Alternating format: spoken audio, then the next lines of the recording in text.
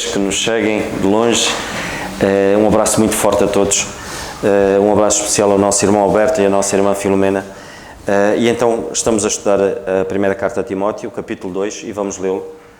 E a palavra diz-nos assim: Admoeste, pois, antes de tudo, que se façam deprecações, orações, intercessões e ações de graças por todos os homens, pelos reis e por todos os que estão em eminência, para que tenham uma vida quieta, sossegada, em toda a piedade e honestidade. Porque isto é bom e agradável diante de Deus, nosso Salvador, que quer que todos os homens se salvem e venham ao conhecimento da verdade, porque há um só Deus e um só mediador entre os homens, Jesus Cristo, homem, o qual se deu a si mesmo em preço de redenção por todos, para servir de testemunho a seu tempo. Para o que digo em verdade, digo a verdade em Cristo. Não minto, fui constituído pregador e apóstolo, doutor dos gentios, na fé e na verdade. Quero, pois, que os homens orem em todo lugar, levantando mãos santas, sem ira nem contenda. Que do mesmo modo as mulheres se ataviem em traje honesto, com pudor de modéstia, não com tranças ou com ouro, ou pérolas ou vestidos preciosos, mas como convém a mulheres que fazem profissão de servir a Deus, com boas obras. A mulher aprende em silêncio, com toda a sujeição. Não permite, porém, a mulher ensine nem use de autoridade sobre o marido, mas que esteja em silêncio, porque primeiro foi formado Adão, depois Eva. Adão não foi enganado, mas a mulher, sendo enganada, caiu em transgressão. Salvar-se-á, porém, dando a luz, se permanecer com modéstia na fé, no amor e na santificação. E foi a leitura da palavra de Deus. Podemos nos sentar. Vamos ouvir então o nosso irmão Alberto e logo de seguida algum irmão que tenha o desejo de partilhar um pensamento connosco, esteja à vontade. Graças a Deus por sua palavra. Louvo ao Senhor por esta reunião viva, vibrante, de oração, comunhão, intercessão e estudo das Escrituras. Estamos na primeira epístola de Paulo a Timóteo, capítulo 2, indo agora ao verso 4, que quer que todos os homens sejam salvos e venham ao conhecimento da verdade. Qual é a vontade de Deus? Talvez você já sabe qual é a sua vontade, o seu conforto, o seu sonho, mas satisfazer e conhecer a vontade de Deus não é um desafio assim tão grande. O desejo do Senhor é a salvação de todos os perdidos, a salvação de todos os homens através da fé em Cristo Jesus. Este verso, em destaque, verso 4, de 1 Timóteo capítulo 2, chama a atenção pelo fato de que muitos comentaristas, e até a internet, quando vamos fazer pesquisas, todos estes caem numa vala comum. Todos querem tratar de teologia, falar sobre eleição, predestinação, livre-arbítrio. Mas o texto aqui não está tratando deste assunto especificamente. Portanto, nós vamos ver aqui que o texto está falando da disposição do coração de Deus para com todos. Este é o amor de Deus que estamos descobrindo em uma dimensão muito maior. Ele não trata de eleição, de predestinação, de teologia, de livre-arbítrio, mas a questão aqui é apresentar o maravilhoso plano da salvação, a fé em Cristo Jesus. Não é questão de direito de soberania de Deus. É questão, sim, do dever de responsabilidade nossa, de apresentar a salvação em Cristo Jesus, mediante a fé em Cristo Jesus. É por isso que o verso continua falando sobre o conhecimento da verdade. E o seguinte vai falar sobre um só mediador. Deus amou o mundo de tal maneira. João 3,16 é um verso muito conhecido, popularmente difundido em todos os cantos. E esta é uma verdade muito profunda. Veja o que está lá em Mateus capítulo 13, no verso 44, quando o Senhor está discorrendo várias parábolas. Também o reino dos céus é semelhante a um homem que encontrou um tesouro escondido no campo. Achou e escondeu, e pelo gozo dele vai e vende tudo quanto tem e compra aquele campo. Lá na cruz do Calvário, o Senhor Jesus comprou tudo, todos. Tudo pertence ao Senhor. Veja que a primeira carta de João, no capítulo 2, no verso 2, ele é a propiciação pelos nossos pecados, e não somente pelos nossos, mas também pelos de todo o mundo. A primeira carta de João, no capítulo 4 agora, indo no verso 14. E vimos e testificamos que o Pai enviou seu Filho para Salvador do mundo. Jesus morreu na cruz para atrair todos a Ele. João 12, verso 22. Isso é muito importante destacarmos e entendermos. Antes de ser uma referência a todos, sem exceção, esse texto está tratando, antes de tudo, sobre as pessoas sem distinção. Pois o contexto, o verso acima, vai mostrar exatamente isso, que Deus se importa com os tipos, classes das pessoas, independente do nível social.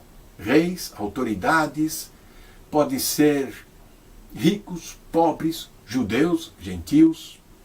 O Senhor quer alcançar a todos, pois todos estão debaixo do pecado, e o Senhor quer usar de misericórdia para com todos. Agora, no que diz respeito ao Evangelho da graça do nosso Senhor Jesus, que ressuscitou, nos trazendo a justificação, está de portas abertas para receber a todos. Muitos já ouviram o Evangelho, outros nem tantos, não ouviram. Mas muitos já rejeitaram este Evangelho, e aqui está o perigo. Cristo morreu por todos, de fato, mas apenas os muitos serão salvos. A segunda carta de Paulo aos Coríntios, no capítulo 5, no verso 15, ele morreu por todos. O profeta Isaías, no Antigo Testamento, no capítulo 53, no verso 11, diz que o justo justificará a muitos, e não a todos, como muitas pessoas estão descansando em seus pecados. Hebreus capítulo 9, lá no verso 28, assim também Cristo, oferecendo-se uma vez para tirar os pecados de muitos. E assim segue o verso. Talvez você esteja pensando e se preocupando. Bom, se Deus tem esse desejo, e esta é a vontade, a salvação de todos, por que muitos ainda rejeitam, ou se perdem, ou estão perdidos também?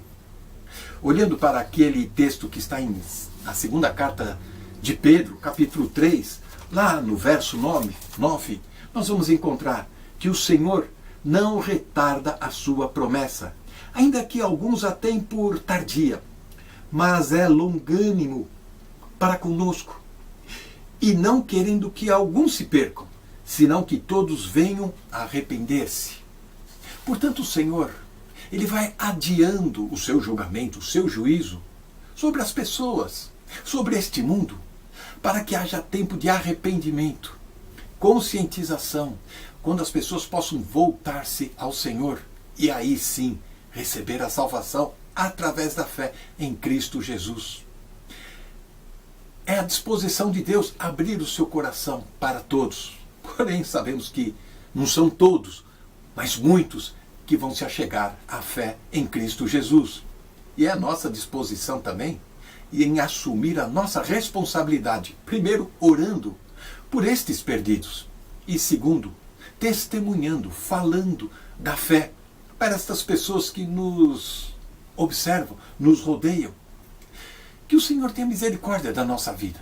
E aqui nós possamos cada vez mais entender a vontade de Deus e deixar de buscar os nossos interesses através da palavra de Deus, mas buscar os interesses do Senhor, do próprio Deus. E se o Senhor nos resgatou, nos tirou das trevas, nos chamou para a vida, nos dando paz, é porque o Senhor quer fazer de você também um instrumento para levar esta paz, esta alegria, esta comunhão com o Criador, através da evangelização, do testemunho, da sua conduta. Temos uma grande responsabilidade nesta salvação de coração que o Senhor nos apresenta. Que o Senhor nos abençoe. Amém. Eu queria-vos falar muito rápido, é só um pequenino pensamento e depois irei passar então a palavra. O nosso irmão Alberto falava acerca da responsabilidade e de facto esta é a vontade de Deus, que quer que todos os homens se salvem e cheguem ao conhecimento da verdade. E a pergunta que fica no ar é que responsabilidade, o que é que isso, em termos práticos, é? Que responsabilidade é que nós temos? Sabem que, assim como o Senhor, de facto, a sua vontade é revelada em relação a que todos os homens salvem, a vontade de Deus também é revelada em relação à sua Igreja. Que comissão, de facto, é que nós temos? Que ordem é que o Senhor nos deu para, de facto, pormos corda aos sapatos e podermos ser participantes ativos neste processo e nesta vontade de Deus? E eu gostava que abríssemos a palavra de Deus na segunda carta aos Coríntios, no capítulo 5. O nosso irmão Alberto falou-nos do versículo 15, ele andou aqui perto, no versículo 5, e a partir do versículo 17, e aqui vemos de facto a nossa grande comissão como Igreja, o que é que o Senhor requer da nossa parte. E a palavra de Deus diz assim: que se alguém está em Cristo, nova criatura é. As coisas velhas já passaram, e eis que tudo se fez novo. Reparem, a partir do momento que cremos no nosso Senhor Jesus Cristo, somos uma nova criatura. Não deixemos que o passado atormente e que nos trave o andamento. Este mesmo andamento que o Senhor quer que nós tenhamos. Porquê? Mas continua e depois diz assim: e tudo isto provém de Deus, que nos reconciliou consigo mesmo, por Jesus Cristo, e nos deu o ministério da reconciliação. Bem, e tudo isto provém de Deus. Não vamos na nossa força, mas vamos na força do Senhor. Quantas vezes, e eu acredito que já aconteceu muitas vezes convosco, esta situação de vocês estarem a evangelizar alguém e depois chegarem ao fim e dizerem assim: epá, como é que é possível? Eu nem sei como é que eu disse isto. Ou seja, isto saiu-me. Porquê? Porque é o Senhor que está ali. Sabem que ainda há tempos foi curioso. Eu estava com o Luís, estávamos os dois a falar acerca da palavra de Deus ali num café no Parque da Vila, aquele cafezinho que está ali, na esplanada cá fora, e estávamos os dois a ter uma boa conversa acerca da palavra de Deus, e andava um indivíduo, que era o rapaz que andava a servir as mesas, e ele passou ali umas quantas vezes, e depois no fim veio ter connosco, e eu até pensei que eles já queriam fechar a loja, o bar, mas ele disse: não, é que eu ouvi-vos falar da palavra de Deus, e é impressionante porque eu tenho uma irmã que é crente e que vive no Brasil e que ela manda-me sempre mensagens se eu me reúno aqui numa igreja onde eu estou, aqui na Quinta do Conde. E especialmente ela hoje fez-me essa pergunta: epá, e vocês estão a falar da palavra de Deus? Expliquem, falem lá um bocadinho comigo. E depois tivemos a oportunidade de ter uma boa conversa ali e eu disse-lhe que nós nos reuníamos aqui e foi bom. Mas isto porquê? Porque é o Senhor que se move. E foi muito bom, para além de nós os dois estarmos a aprender um com o outro, houve alguém que ouviu, e o Senhor fala assim, e a palavra de Deus continua, e diz assim: isto é, Deus estava em Cristo reconciliando consigo o mundo, não lhes imputando os seus pecados, e pôs em nós a palavra da reconciliação, de sorte que somos embaixadores da parte de Cristo, como se Deus por nós rogasse. Rogo-vos, pois, da parte de Cristo, que vos reconcilieis com Deus. Aquele que não conheceu pecado, o fez pecado por nós, para que nele fôssemos feitos justiça de Deus. Esta é a nossa grande comissão, irmãos. Que, se nós propusermos no nosso coração, de facto, tomar isto como uma missão, uma verdadeira missão, porque lá está a palavra de Deus, diz aqui, nós somos embaixadores, representamos, de facto, a nossa cidade celestial aqui na Terra. Então cabe-nos a nós que é conhecer a palavra de Deus. Não há ninguém que conheça melhor a sua cultura que um embaixador. O embaixador tem que conhecer a cultura do seu país, tem que conhecer a história do seu país, tem que perceber de facto a dinâmica do seu próprio país. Como é que nós, sendo embaixadores, não conhecemos esta verdade? Certamente será uma triste figura nós querermos evangelizar sem conhecer esta verdade. Que o Senhor nos ajude, irmãos. É uma responsabilidade muito grande. E o nosso irmão Alberto diz isto. É uma responsabilidade da nossa parte, sabendo a vontade de Deus, que todos se salvem. Que o Senhor nos ajude. Ok. Boa noite a todos. Vou tentar ser tão curto como o Nando foi, porque esta passagem de 1 Timóteo, ela é muito importante do que diz aqui, porque também fala da vontade de Deus, e já temos falado algumas vezes do que é a vontade de Deus, e esta é uma das passagens que de facto fala o que é que Deus quer, qual é que é a sua vontade. E a sua vontade, claro, é que todos os homens se salvem e todos eles venham ao conhecimento da verdade. E é interessante porque Deus mostra esta sua vontade desta forma, o que Ele quer. Mas também mostra aqui uma coisa, que o que Deus quer não quer dizer que Ele também o vá fazer. Porque nós também lemos na palavra de Deus que todos pecaram e destituídos estão da glória de Deus, em Romanos, como nós, e podemos ir lá ver, que é Romanos 3, 23, e outra passagem ainda dentro de Romanos, que é Romanos 5, 12, eu tinha aqui anotado, Romanos 3, 23, que diz, porque todos pecaram e destituídos estão da glória de Deus. E 5.12 também na mesma linha, que diz que pelo que por um homem entrou o pecado no mundo e pelo pecado a morte, assim também a morte passou a todos os homens, por isso que todos pecaram. E então nós vemos que Deus quer que se salvem porque de facto todos os homens estavam perdidos e todos estão, como nós lemos, todos pecaram e destituídos estão da glória de Deus. E nós vemos que Deus quer que todos se salvem, porque segundo o que nós vemos, a condição do homem é perdido. Todos. Não escapa um. E nós éramos um dessas pessoas. Nós estávamos incluídos nessa lista. Nós estávamos juntos daqueles que todos pecaram e que estavam destituídos da glória de Deus. E é interessante porque alguns acham, e põem em desafio a Deus, que acham que Deus, se Deus de facto ama e perdoa, então Deus simplesmente não quer saber e esquece. Mas a palavra de Deus também mostra que Deus é perfeitamente e totalmente justo. Ou seja, Deus, para ser amoroso, nós achamos que Ele tinha de fechar os olhos. E alguns acham que se Deus não fecha os olhos, é porque Deus não é amoroso ou não é bom. E é interessante porque a passagem que o Nando citou é a passagem crucial. Porque a passagem diz, e relembrando novamente, que... segundo aos Coríntios 5, 18 e 19, que diz isto provém de Deus, que nos reconciliou consigo mesmo por Jesus Cristo e nos deu o ministério da reconciliação, que é o quê? Isto é, versículo 19, Deus estava em Cristo, reconciliando consigo o mundo, não lhes imputando os seus pecados, e pôs em nós a palavra da reconciliação, de sorte que somos embaixadores da parte de Cristo, como se Deus por nós rogasse. Rogamos, pois, da parte de Cristo, que vos reconcilieis com Deus. Notem, esta passagem é crucial porque ela mostra-nos um duplo sentido. Porque Deus não só reconciliou-nos com Ele, como nós vemos que em Cristo Deus reconciliou a sua justiça com o seu amor e a sua bondade.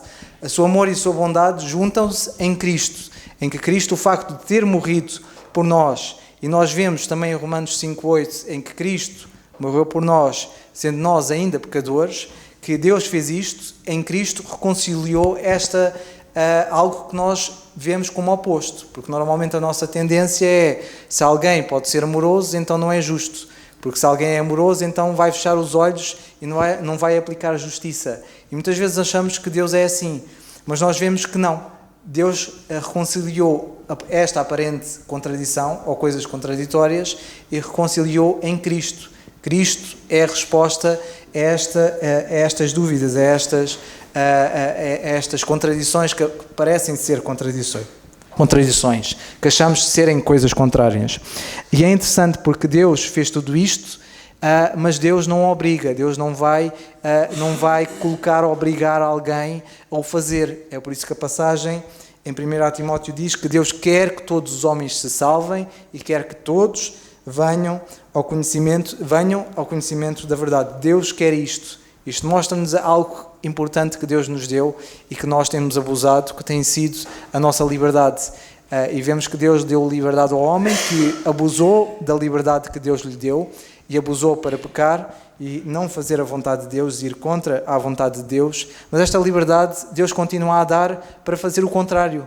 Assim como o homem na altura e Adão desobedeceu e nós temos o pecado e herdamos o pecado dele, hoje nós temos a mesma liberdade que Adão tinha, mas inverso.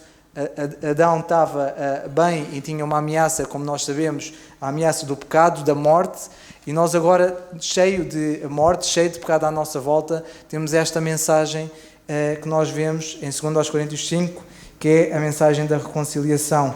E esta mensagem é, como nós bem sabemos, e é o que fazemos aqui, é que Deus de facto reconciliou o seu amor e a sua justiça em Cristo, e isto não imputando os pecados para todo aquele que crê em Cristo como seu único e suficiente Salvador. Que de facto o Senhor nos ajuda a falar claramente esta mensagem, que é muito importante, e perceber que de facto Deus reconcilia. Deus quer esta reconciliação com todos. Deus quer que todos se salvem, mas Ele não vai obrigar. E um Deus amoroso, sem dúvida, que não vai fazer algo, e de facto amor não é amor se nós obrigarmos alguém a amar. Se nós obrigamos alguém a amar-nos, isso não é amor. Mas, de facto, Deus mostra o seu amor nesta reconciliação e na liberdade de nós podermos ir a Ele de livre vontade. Que o Senhor nos ajude a nós a conseguirmos explicar claramente o Evangelho da graça de Deus, porque, de facto, é isto que Deus quer da nossa parte e é esta a única função que nós temos. Nós somos só embaixadores da parte de Cristo e temos de falar disto. Que o Senhor nos ajude e nos abençoe e nos dê a clareza também para conseguimos explicar a tantos outros que precisam de ouvir. Ora, irmãos, continuando nesta senda da 1 Timóteo, capítulo 2, o versículo 3 e 4 diz assim, eu vou ler os dois versículos: porque isto é bom e agradável diante de Deus nosso Salvador, que quer que todos os homens se salvem e venham ao conhecimento da verdade. É preciso desmistificar uma coisa muito importante. Ninguém vai para o inferno porque Deus queira, ok? As pessoas que vão parar ao inferno, tomem bem atenção, e a maioria das pessoas vai parar ao inferno. Quem vai parar ao inferno não é um pequeno grupo. O Senhor Jesus Cristo foi claro: estreita é a porta e apertado o caminho que conduz à salvação, e larga e espaçoso é o caminho que conduz à perdição. Ok? E o que conduz à vida eterna é um caminho estreito, uma porta apertada. E são muitos os que entram por o caminho largo. Portanto, o que ele mostrou claramente que são poucos os que salvam e são muitos os que se perdem. Mas há uma coisa que eu quero aqui chamar a vossa atenção. Não há ninguém que esteja no inferno porque Deus quisesse. Porque, como diz aqui a passagem, Deus quer que todos se salvem, ok? Primeira coisa. Na segunda carta de Pedro, capítulo 3, versículo 9, penso que o irmão Alberto citou esse versículo, diz: o Senhor não retarda a sua promessa, ainda que alguns a tenham por tardia, mas é longânimo para convosco. E agora também atenção, o Senhor não quer que alguns se percam, não querendo que alguns se percam. Ele não quer, a nossa passagem diz que quer que todos salvem, não é? E esta passagem de Pedro diz que ele não quer que alguns se percam, senão que todos venham a arrepender-se. A pergunta que naturalmente então surge é: então a que é que se deve a perdição dos homens? Os homens perdem-se porquê? A que é que se deve a ida deles para o inferno? Sabem a que é que se deve a ida dos homens para o inferno? Devem-se a eles próprios. Os que vão parar ao inferno vão lá parar porque querem. Tomem bem atenção e fixem isto, que isto é verdade. Isto é incrível, mas é verdade. O Senhor foi claro quando Ele disse: e não quereis. Tomem bem atenção, Deus quer, mas Ele disse: não quereis vir a mim para terdes vida. Vocês não querem. Eu quero, mas vocês não querem. E portanto, se não querem, vão parar ao inferno. Certo? vão parar ao inferno porque não querem a salvação que Deus lhes quer dar. Em Lucas, no capítulo 13, versículo 34, só para vocês verem este princípio que é transversal nas Escrituras, lemos assim: o Senhor Jesus Cristo um dia lamentou-se. Sabe que ele um dia subiu uma colina, olhou para Jerusalém, que estava lá embaixo, e lá de cima da colina, a Bíblia diz que ele chorou. É uma das poucas vezes que lemos que o Senhor Jesus Cristo chorou.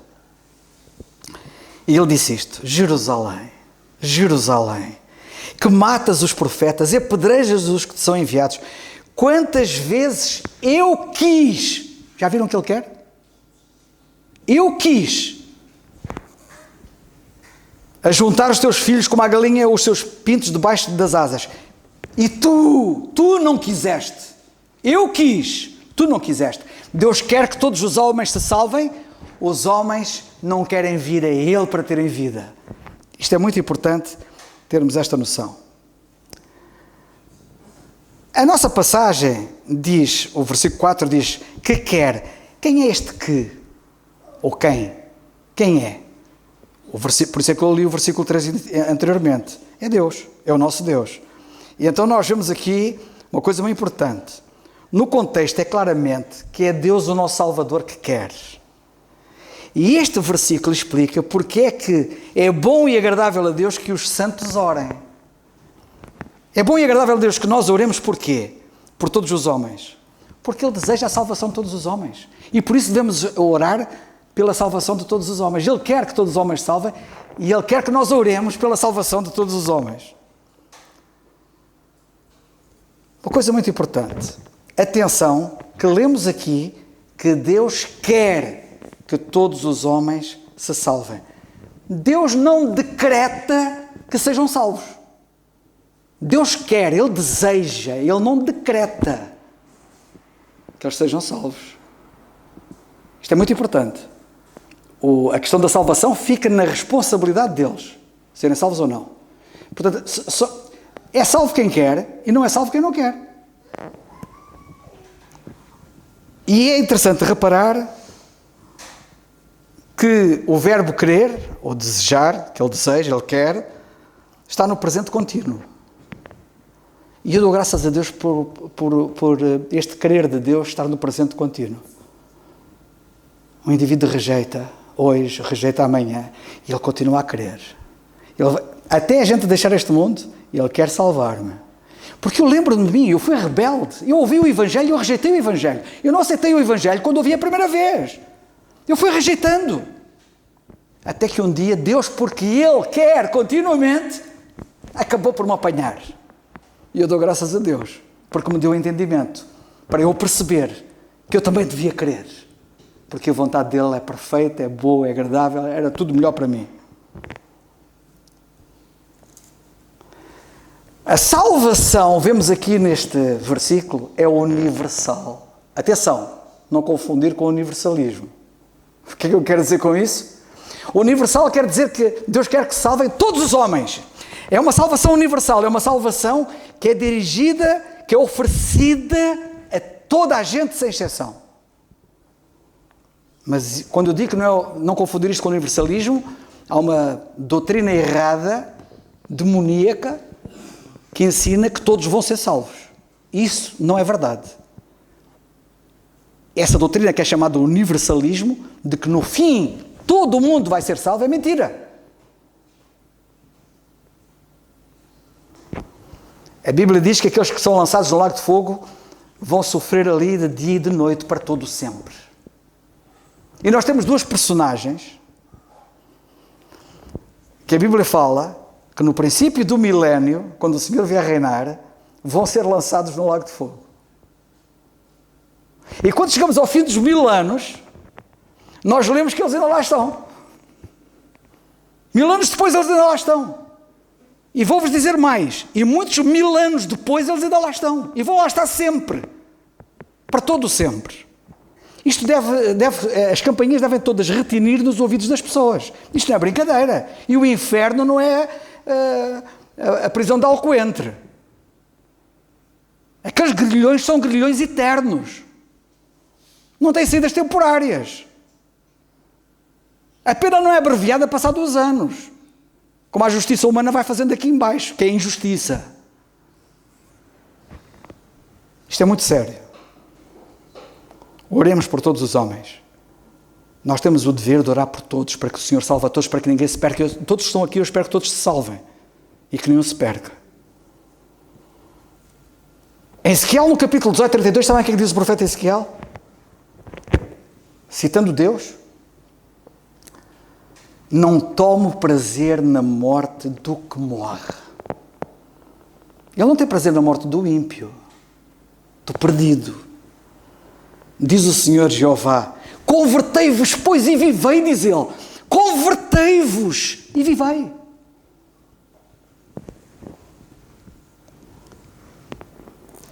Deus quer que todos se salvem, não quer? Ele quer que todos se salvem. E sabem que a coisa admirável que eu vejo da parte de Deus é que Ele diz: eu quero que todos se salvem. Mas Ele torna possível essa salvação a todos e facilita a salvação a todos, tornando-o o mais simples possível. A salvação, para todos se salvarem, não podia ser mais simples. Sabem que eu sou marinheiro.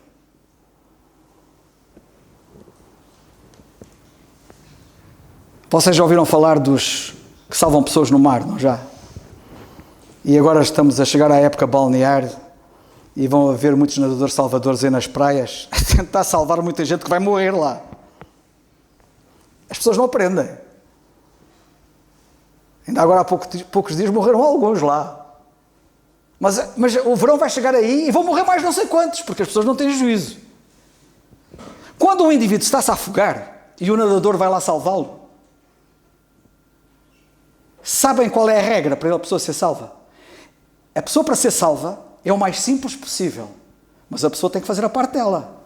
Sabem qual é a parte que a pessoa tem que fazer para ser salva? É não fazer nada, não pode fazer nada, fica quieto. Quem faz tudo é o Salvador. E quem fez tudo para nos salvar foi o Salvador. Nós não podemos fazer nada. A Bíblia diz: não pelas obras de justiça que houvéssemos feito. Pela graça sois salvos, por meio da fé. Isto não vem de vós, é uma dádiva de Deus, não vem das obras. Sabem que quando um indivíduo está-se a debater, a afogar, e alguém o vai salvar, sabem o que é que faz o Salvador muitas vezes? Manda-lhe um murro na cabeça, para levá-lo a perder a consciência, para ele desmaiar, que é para forçar a ele não fazer nada. Porque se ele faz, ele não consegue tirar de lá. Ele podia correr o risco de ficarem os dois lá na água. Porque quem está aflito, esbraceja e mexe e não sei o quê, só atrapalha. A pessoa perdida, ao fazer o que quer que seja, só atrapalha, prejudicando-se a si próprio. Por isso, que ninguém pense que pode fazer alguma coisa para ser salvo. A Bíblia é clara dizendo: eu quero salvar-te, mas tu não precisas fazer nada, eu fiz tudo. É o mais simples que podia ser. E eu quero que todos tenham esta noção, que é muito importante. A Bíblia diz: apenas crer. Um dia um indivíduo estava quase a morrer. O apóstolo Paulo disse: crê no Senhor Jesus Cristo e serás salvo. Ele não disse para fazer uma peregrinação, não disse para fazer o que quer que seja. Crer no Senhor Jesus Cristo e serás salvo. Mais simples que isto não pode haver. Certa vez,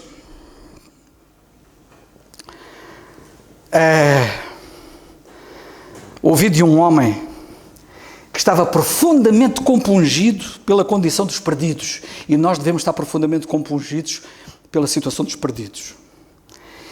E eu ouvi esse homem contar como é que ele orava pela conversão do vizinho dele. E o vizinho dele chamava-se Rui. Todas as manhãs, este homem orava com fervor pela salvação do Rui. Em muitas daquelas manhãs, contou ele tinha que limpar as lágrimas que lhe caíam da face sobre as folhas da Bíblia, a qual ele tinha estado a ler. Enquanto ele suplicava a Deus que o Rui viesse à salvação, viesse a conhecer Cristo como Salvador e fosse salvo. Mas numa daquelas manhãs que ele orava, assaltou-lhe um pensamento assustador. E o pensamento assustador que lhe veio à mente era um dardo do inferno, porque andam aí muitos dardos do inferno. E esse pensamento assustador, com base num ensino errado que anda muito por aí, e por isso é que o irmão Alberto há bocado disse bem, muitos teólogos que trazem para aqui teologia, eleição, predestinação e mais não sei o quê, está errado, nada disso está aqui. Deus quer que todos salvem. Não lembremos que Deus vai salvar todos, infelizmente, porque nem todos querem ser salvos, mas Deus quer salvar a todos. E o pensamento assustador que lhe atravessou a mente naquela manhã foi este. E se o Rui não é um dos eleitos? Eu ando a orar por ele todos os dias, e se ele não é um dos eleitos? Estou eu aqui a orar para nada. Essa doutrina é diabólica, hein? A verdade da eleição não tem nada a ver com a questão da salvação. Querem saber mais pormenores sobre isso? Vão ao site da igreja em Quinta do Conde e no sítio das mensagens procurem na lista das várias mensagens, ponham na pesquisa e procurem eleição. E vocês vão encontrar lá mensagens do irmão Alberto, ele deu 2 mensagens aqui na igreja em Quinta do Conde sobre esta verdade da eleição e ficareis esclarecidos, se quiser, de esclarecimento sobre o que é eleição na Bíblia. Vejam lá o pensamento que lhe veio à cabeça quando eu estava a orar. E se o Rui não for um dos eleitos?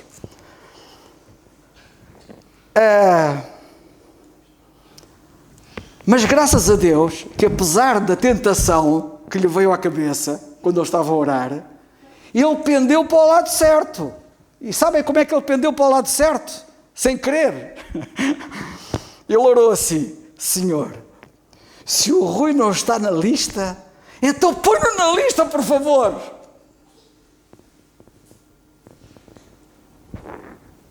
Faz uma nova lista, se for preciso. Mas traz o Rui à salvação. Salva o Rui. Sabe o que aconteceu? O Rui confiou em Cristo como Salvador e foi salvo. Ele não sabia, mas o Rui sempre esteve na lista. Não da eleição, mas o Rui está na lista daqueles que Deus diz: eu quero que todos se salvem. Todos! Portanto, o Rui estava na lista. Se é todos, o Rui estava na lista para a salvação. Certo dia, um grande missionário que foi missionário na China, chamado Hudson Taylor. Este Hudson Taylor viajava um certo dia. Sabem que a China tem ali muitos... há muita gente que vive em barcos. E há muita navegação ali no mar da China. E muito tráfego marítimo. E um dia o Hudson Taylor viajava num barco tradicional chinês, chamado Junco, que é uma embarcação que é usada para a cabotagem. E o que é cabotagem, perguntam vocês? É aquela navegação costeira entre portos que estão perto uns dos outros. É uma navegação costeira, não é uma navegação em alto mar. E ele estava a fazer uma viagem nesse Junco, ia de Xangai para Ningpo. E ele tinha estado a testemunhar a um homem chamado Peter. Havia lá um indivíduo que ia lá nessa embarcação chamado Peter e ele estava a evangelizá-lo. E esse Peter resistia à mensagem. Não queria salvar-se. No desenrolar dos acontecimentos, houve lá um episódio qualquer em que o Peter caiu ao mar. Caiu à água. E o Hudson Taylor ficou em pânico, quase preocupado. E o homem agora caiu ao mar, estava a evangelizá-lo e o homem não está salvo e ainda por cima caiu ao mar. Sabem de uma coisa? Isto é contado pelo Hudson Taylor. Ao ver que ninguém fazia nenhum esforço para salvar o homem, o Hudson Taylor lançou-se à água. Para ir lá buscar o homem, lançou-se à água. Olha, sabem de uma coisa? Mas o homem, quando caiu ao mar, rapidamente desapareceu na água. E o Hudson Taylor não conseguiu apanhá-lo. E havia um barco de pesca ali perto. E o Hudson Taylor pediu ajuda aos pescadores que estavam no barco ali ao pé, que estavam a pescar. E sabem que aqueles indivíduos estavam no barco a pescar, recusaram-se a ir ajudar o náufrago. Só iriam se o Taylor pagasse. Epá, isto há pessoas para tudo, a sério. Só se o Hudson Taylor pagasse é que eles iriam.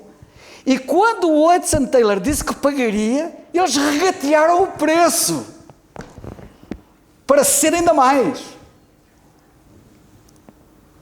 Quando o Hudson Taylor finalmente lhes deu aquilo que eles queriam, eles então resolveram ajudar. Em menos de um minuto, as redes apanharam um indivíduo e trouxeram um indivíduo para bordo do pesqueiro. Mas sabem de uma coisa? Já era tarde demais. O Peter estava morto.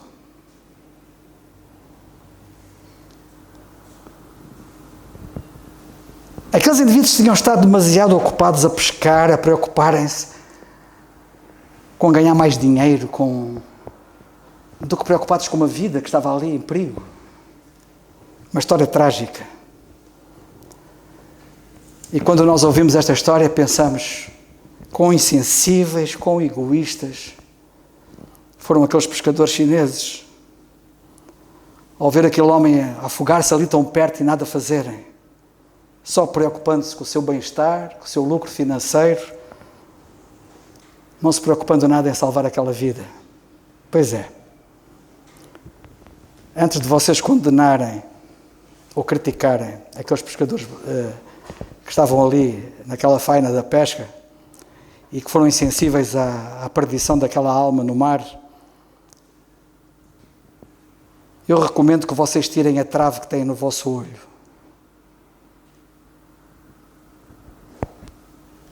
Quantas pessoas estão a aparecer à vossa volta sem Cristo? E ninguém se preocupa com elas. Já pensaram nisso? Será que eu valorizo mais o meu conforto, o meu ganho pessoal, o meu lucro, o meu bem-estar, as minhas coisas, os meus interesses, do que a salvação de uma alma? Será que eu continuo a viver dia após dia, semana após semana, mês após mês, sem qualquer compaixão pelos que precisam de conhecer a Cristo como Salvador? Que Deus nos ajude. Termino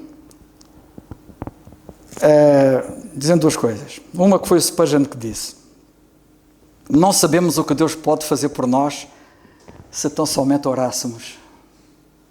E a Bíblia diz nesta passagem para nós orarmos por todos os homens, porque Deus quer que todos os homens se salvem. E a segunda foi John Stott.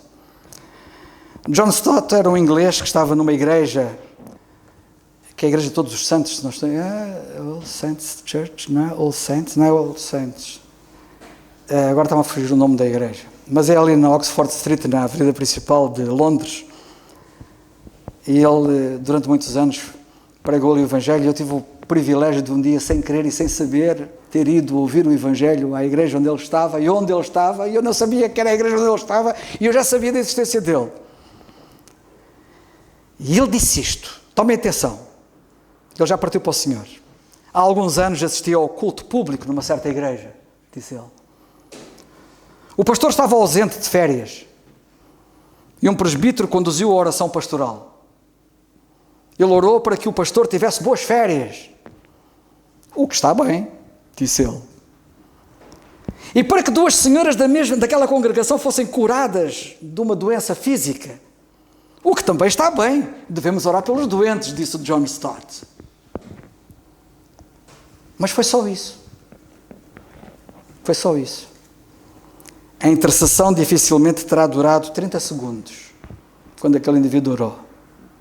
Saí de lá entristecido, sentindo que aquela igreja adorava um Deus aldeão. É o Deus dali daquilo. Era um Deus aldeão, não é o Deus do universo, que quer que todos os homens se salvem. Um Deus aldeão que eles haviam criado para si próprios. Não houve qualquer reconhecimento das necessidades do mundo, nem qualquer tentativa de abraçar o mundo em oração. Que Deus nos ajude.